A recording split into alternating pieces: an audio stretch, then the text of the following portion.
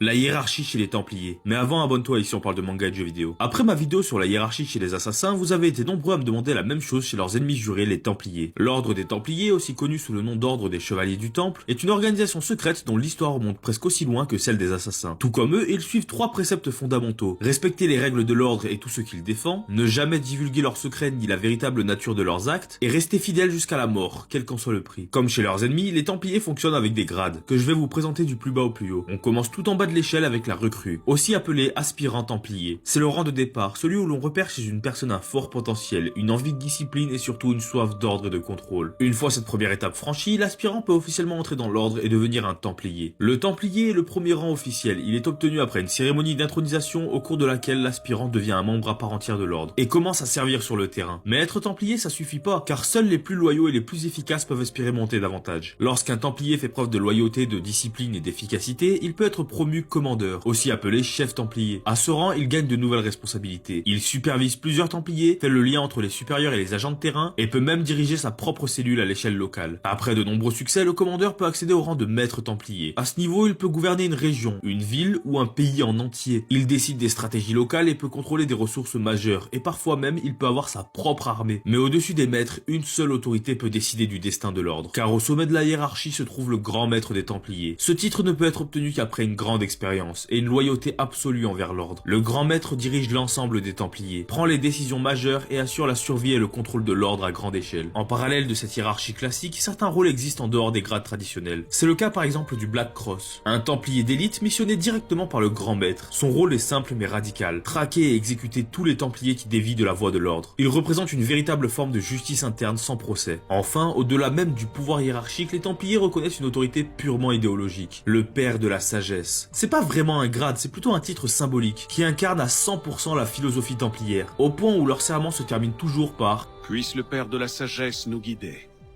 Puisse le Père de la sagesse nous guider. » Dis-moi ce que t'en penses en commentaire.